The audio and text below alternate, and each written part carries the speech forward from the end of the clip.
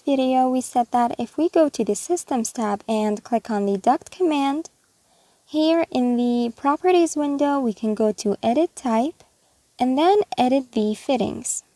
We also said that we have all types of transitions over here. And if you remember, we said that we have transitions like rectangular to rectangular or round to round transitions, as well as multi-shapes, which was one shape to another. For example, rectangular to round, round to oval, or oval to round. Now we want to talk a little about these transitions and their angles and lengths. Alright, just like we've previously said that we can change the radius of the elbows, we also said that for the transitions we can change the angles. For example, we can go to the Duct command and click here. Let's zoom in and click again. As the size changes, a transition will be applied. This one right here is with 45 degrees.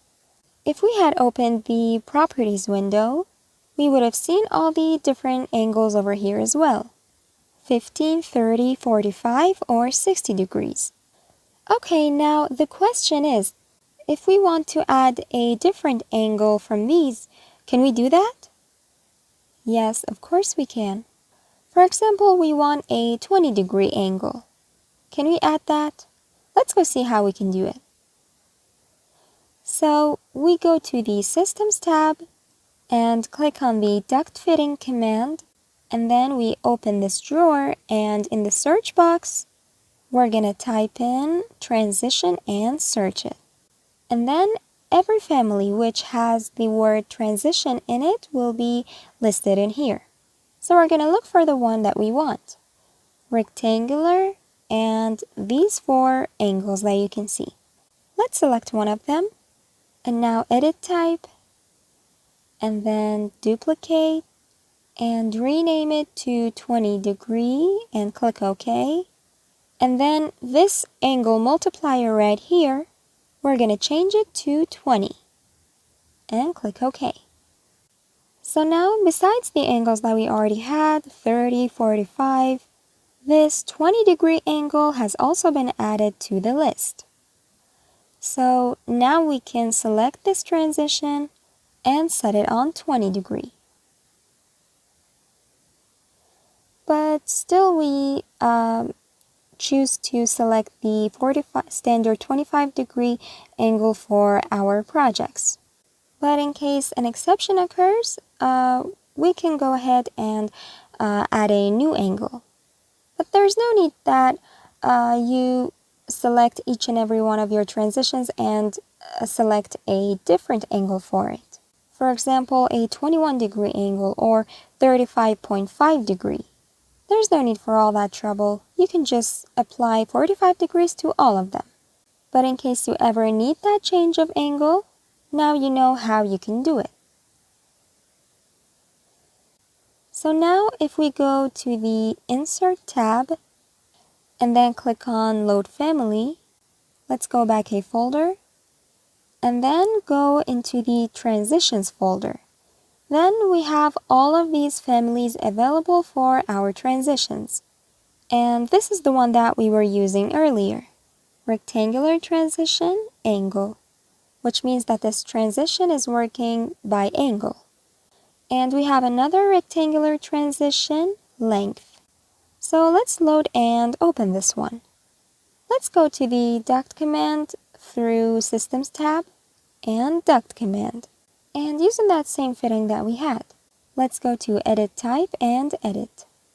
Now we want to say that from now on, if a transition were to be applied, we would want this transition, which is called length, to be used. We want this transition to be by length, not angle. In other words, the parameter for this transition, we want it to be length, not angle. Now, before we confirm and click OK, let me tell you something. You see, in fact, we are editing this duct type. So this change that we've just made will be applied to all the future ducts that we are drawing. As in, from now on, if I draw a duct and a transition were to be applied, the family for that transition would be this length family, What about the previous one? Will those be changed? No, nothing will happen to the previous ducts. Those will remain as we drew them, and this change will be applied to the future ducts. You will see that. Let's close these windows. And you see this is still the same. Let me press escape. You see this one is still in angle. But let's draw the next one. Let's use the shortcut DT and draw a duct with 1000 by 800 and then change the size to 800 now. Now click and escape. You see now it says that this family is length. This is a transition by length. And this family right here, this one's by angle. But nothing happens to this one, only the new ducts will be changed. So now what do we mean by length? Earlier, if I wanted to change the angle of this transition, I could have gone here, and if I didn't see the angle that I'm looking for, I could have gone to Edit Type and duplicate it and add a new angle. But what about this one? Let's go to its Edit Type for a sec. You see, we don't have a parameter here. We had angle there, but here we have nothing.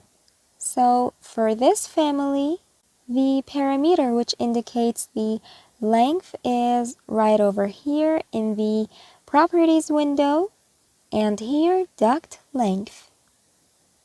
This one's 375. Let's measure this real quick. We're going to go to Align Dimension and select from this line to this one. It says 375. Now let's select it and then change it to 500. You see the length increased. Now we're going to set it on 1000 and it got even longer. So this is a family which its parameter is length, which means that it changes by length. And we had nothing like an angle to change, but this one's by angle. And if you remember previously we said that if we change the angle, so will the length or vice versa. But this one has separated them from each other. You can control one of them only by angle or the other only by length. So now we're going to draw another duct. We're going to press DT. And then we enter 1800, click, and click again. And the rest of it, we want it to be 800 by 800. Now click and escape. But what just happened? We already said that the length would be 1000. So why was this one drawn with 375? You see, if you recall, we said that we changed this one's angle by going to Edit Type and changing the angle right here. But we changed this one's length through the Properties window. So the size of the parameters can be changed from two different places.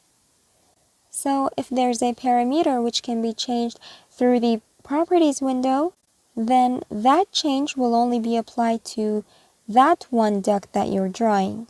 Only that one. So this one's family type is rectangular transition length, and this one's type is rectangular transition length. So they both have the same families, but because this length parameter was in the Properties window, it can be different for each of them. As in, I can change this one to 400, for example. And let's also measure it real quick to make sure. Click, click, and blank space, click again. This one can be 400, this one can be 1000. We can also have another one with a different length. But this angle right here, actually, let's take this one and get a copy from it. We're going to drag to select it and click on copy and then click and click again and now escape. This one is the rectangular transition 20-degree angle family, and this one is also the same thing. Now if we go to Edit Type, for example, set this angle on 22 or a bigger number, for example 25. Just remember, this is a wrong thing to do. I just want you to see the result. Up here in the name we put 20 and in the angle 25. You see, it's all wrong. We just want to see what will happen. And only this one is selected and having these changes. Now we click OK, and both of them changed. So let's measure them, annotate angular. Now click and click in a blank space. Sorry, I clicked on a line. Let's do it again.